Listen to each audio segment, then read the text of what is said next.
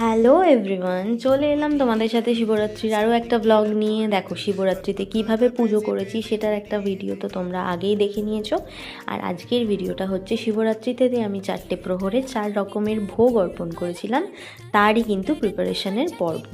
দেখো মাকে দেখেছি বাড়িতে যখনই ভোগ রান্না করেছে সবার প্রথমে কিন্তু শুরুটা পায়েস দিয়েই করেছে।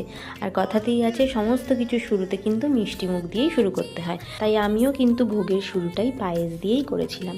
এখানে পায়েসটা দেখতেই পাচ্ছ কথা বলতে বলতে হয়েই গিয়েছিল, আর খুব তাড়াতাড়িভাবেই করে নিয়েছিলাম। আর আমি একা একা যখন সমস্তটা গুছিয়ে করি তখন আমার মনে হয় না খুব একটা ঝামেলা হয়, আমি খুব সুন্দর করে গুছিয়ে সমস্তটা করে নিতে পারি।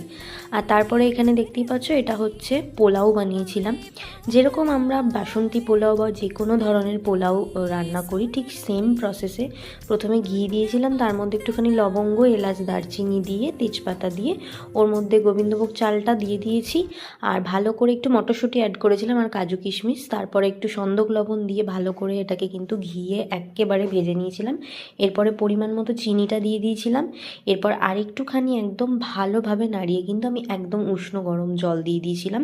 যেরকম পোলাওয়ের প্রিপারেশন আমরা ঠিক তেমনই করতে হবে। আর এখানে দেখো আমার পোলাও একেবারে রেডি হয়ে গেছে। পোলাও হয়ে যাওয়ার পরেই কিন্তু কড়াইয়ে আমি একটুখানি ঘি দিয়ে দিয়েছিলাম। ঘি গরম করার সাথে সাথেই দিয়ে দিয়েছিলাম কারি পাতা, তারপরে একটু বাদাম দিয়ে দিয়েছিলাম।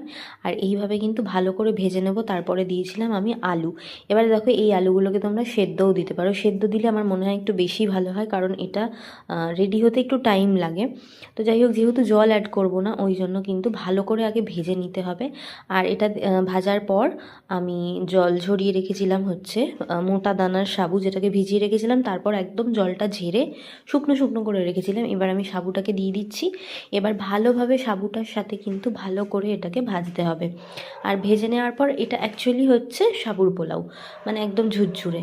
তো এই দেখো দেখতেই পাচ্ছ আমার কিন্তু এখানে সাবুর পোলাওটাও রেডি হয়ে গেছে। আর আমি এই সাবুর পোলাওটা কিন্তু দিয়েছিলাম একদম দ্বিতীয় প্রহরে।